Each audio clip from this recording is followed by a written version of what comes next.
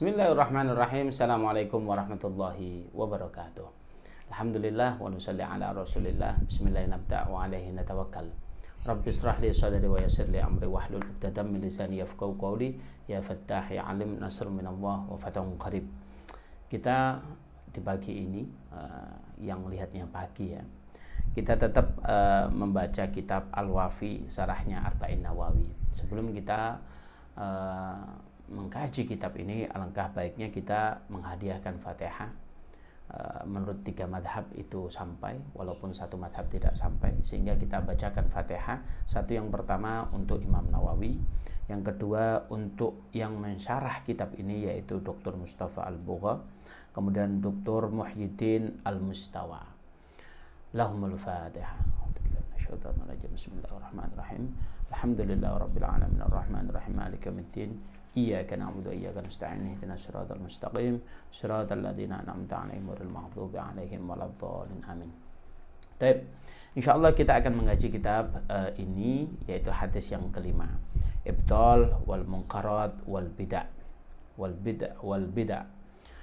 Hadis ini langsung saja kita baca. An Ummul Mukminin. Hadis ini diriwayatkan Ummul Mukminin. Siapa Ummul Mukminin? Yaitu Ummu Abdullah Aisyah radhiyallahu anha. Nah, perlu kita ketahui bersama bahwasanya Ummul Mukmin itu adalah gelar bagi istri-istri Rasulullah sallallahu alaihi wasallam. Hubungannya apa dengan kita? Beliau ummun itu memang betul secara fikih beliau adalah ibu kita. Bedanya dengan ibu kita kandung kita apa? Kalau Ummul Mukminin itu setara dengan ibu kita, yang mana setelah wafatnya Rasulullah, istri-istri Rasulullah tidak boleh dinikahi siapapun itu, karena beliau derajatnya adalah ibu kita. Yang membedakan dengan ibu kita adalah beliau tidak boleh disentuh, kalau ibu kita boleh disentuh. Kalau ibu kita mau keluar atau mau kemana, kita cium tangan boleh, cium kening ibu kita boleh. Tapi Ummul Mukminin tidak boleh dinikahi karena derajat beliau adalah Ummul Mukminin. Ummul Mukminin, kenapa di sini dikatakan Ummu Abdullah? Padahal kita ketahui bersama Sayyidatuna Aisyah itu tidak memiliki keturunan. Kenapa kok dinamakan Ummu Abdullah? Biasa saja orang Arab itu mengatakan Ummu Abdullah. Karena apa? Ibu daripada hamba Allah. Nah, begitu ya. Sehingga ini penamaan atau julukan yang diberikan oleh baginda Nabi Muhammad sallallahu alaihi wasallam. Sayyidah Aisyah adalah salah satu istri daripada Rasulullah sallallahu alaihi wasallam yang mana dulu pernah difitnah. Beliau itu apabila tidak salah, yaitu beliau itu difitnah pada saat bulan Muharram, di mana fitnahnya sangat keji, yang mana fitnah ini tidak layak untuk seorang istrinya baginda Nabi Muhammad SAW. Pada saat kejadian di mana kalung atau perhiasan beliau tertinggal, itu fitnahnya luar biasa. Tapi Sayyidah Aisyah, kita lihat beliau itu adalah putri daripada Sayyidina Abu Bakar, orang soleh, beliau orang solihah, beliau istri daripada baginda Nabi Muhammad SAW. Tetapi ada sekelompok orang-orang itu yang mana sampai menuduh Sayyidatuna Aisyah. Jangan sampai. Nah, sekarang itu juga ada nasab keilmuannya sampai ke salah satu kelompok sekarang, bahwasanya apabila ada orang yang mengatakan Sayyidatuna Aisyah, itu keningnya langsung mengkerut. Kelompok-kelompok semacam itulah yang hati-hati kita, karena mereka tidak cinta dengan istri dari baginda Nabi Muhammad SAW. Tentunya keliru. Kita selaku ahli sunnah wal jamaah mencintai apa yang diajarkan Rasulullah, mencintai ahlil bait, yaitu keturunan Rasulullah, termasuk istri-istri Rasulullah, yang mana senantiasa kita bersolawat kepada beliau semua dan kita doakan semua, karena beliau dzurriyyatur Rasul sallallahu alaihi wasallam. Sekilas itu tentang Sayyidah Aisyah. Kemudian apa? Sayyidah Aisyah ini berkata, qala Rasulullah sallallahu alaihi wasallam, bahwasanya baginda Nabi Muhammad sallallahu alaihi wasallam bersabda. Berarti apa? Sayyidah Aisyah menceritakan apa yang dikatakan oleh baginda Nabi Muhammad sallallahu alaihi wasallam. Apa dikatakan? Man ahdasa fi amrina hadza ma laisa minhu fahuwa raddun. Rawahul Bukhari wal Muslim. Barang siapa yang mengada-ngada, maknanya sesuatu yang enggak ada diadakan. Itu makna mengada-ngada. Fi amrina. fi amrina, di dalam perkara kita. Kalau yang ngomong seorang pembisnis ya urusan duniawi. Kalau yang ngomong politikus ya urusan negara. Tapi ini yang ngomong Rasulullah, jelas ini urusan agama, yaitu tentang Al-Quran dengan As-Sunnah. Maknanya kalau udah urusan agama, dia mengada-ngada malaisa minhu fawaratun. Tidak ada tuntunan dari baginda Nabi Muhammad SAW. Tidak diajarkan, tidak dicontohkan oleh baginda Nabi Muhammad SAW, fawaratun. Maka amal tersebut tertolak. Itu yang pertama. Hadis ini diriwayatkan oleh Imam Bukhari dan Imam Muslim. Tetapi Imam Muslim meriwayatkan tersendiri. Apa dikatakan? Teksnya beda. Apa dikatakan? Man amila amalan laisa alaihi amruna fawaratun. Barang siapa yang beramal atau ibadah begitu ya, sebuah amalan dan tidak ada perintah dari Allah Subhanahu wa taala, maka tertolak. Yang pertama tidak ada tuntunan, yang kedua riwayat yang di khusus Imam Muslim mengatakan kalau tidak ada apa perintahnya maka ini tertolak. Itulah hadis yang diriwayatkan kedua muhaddis, yaitu Imam Bukhari dengan Imam Muslim, yang mana kita ketahui bersama apabila hadis yang diriwayatkan oleh Imam Bukhari dan Imam Muslim di ulumul hadis dikatakan ini derajatnya sahih, maka ini tidak ada keraguan di dalamnya. Ayo sekarang kita memahami tentang hadis tersebut. Ahammiyatul hadis, bahwasanya hadis ini sangatlah penting. Makna kedudukan hadis ini, ulama mengatakan bahwasanya kedudukan hadis ini yang diriwayatkan oleh Sayyidatuna Aisyah ini berkedudukan sama dengan hadis yang diriwayatkan oleh Sayyidina Umar bin Khattab. Apa? Amirul Mukminin, yaitu apa? Innamal a'malu binniyat. Kita ketahui bersama, sungguhnya ibadah itu dibagi menjadi dua. Yang pertama ibadah sirri, yang kedua ibadah jahri. Apa ibadah jahr itu? Ibadah jahr seperti kita bersama, sholat, ya yang nampak lah. Sholat, puasa, segala ibadah yang nampak itu jahr.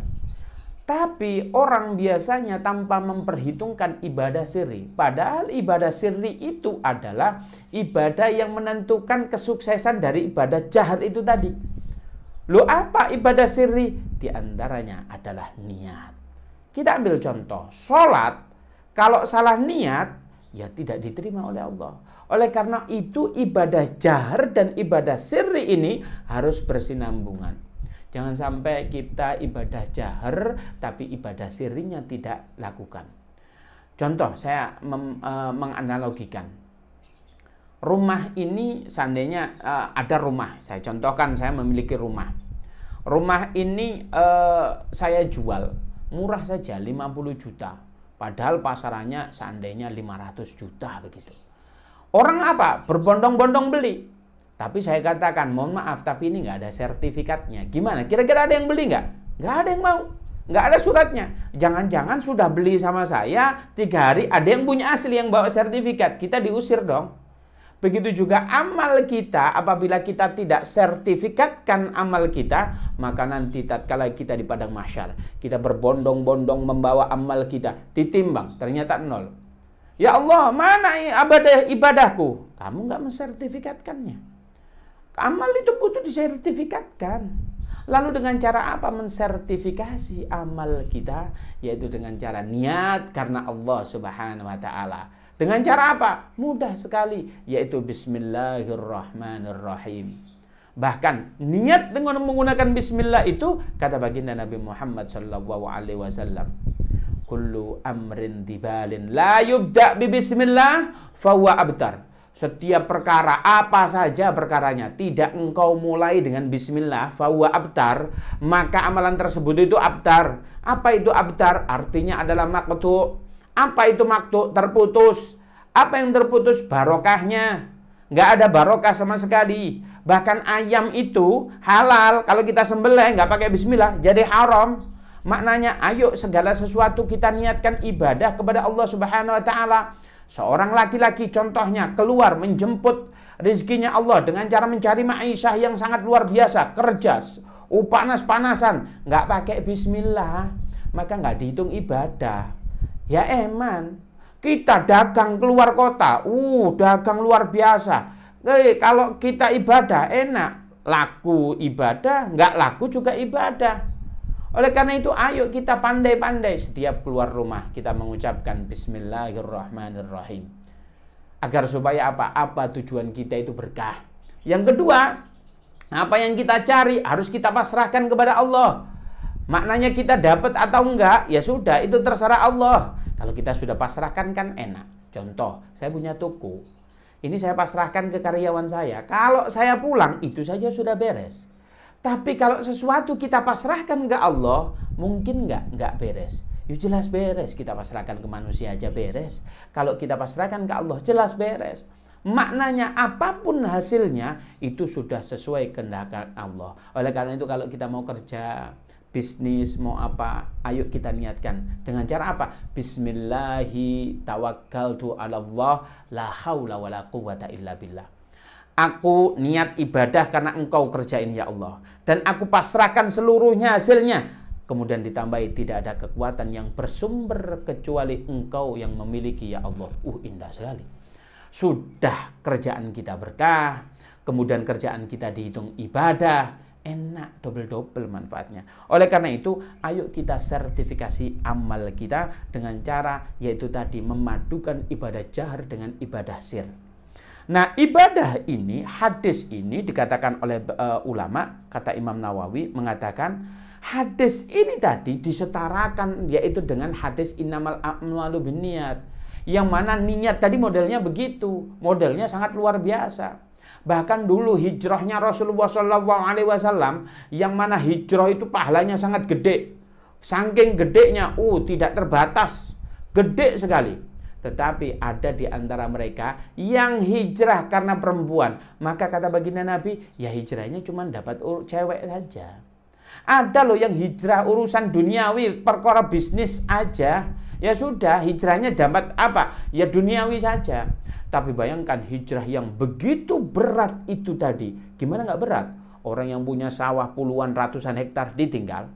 Punya televisi yang 50 inch gitu, ya ditinggal. Punya kulkas 2 pintu, ditinggal. Punya istri, kalau istrinya nggak mau hijrah, ditinggal. Istrinya yang cantik luar biasa, yang putih, ditinggal.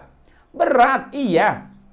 Tapi ada loh yang niatnya karena duniawi dan karena cewek, maka dia mendapatkan itu. Tetapi para sahabat niatnya karena Allah Subhanahu wa Ta'ala, maka dia mendapatkan pahala hijrah yang sangat luar biasa.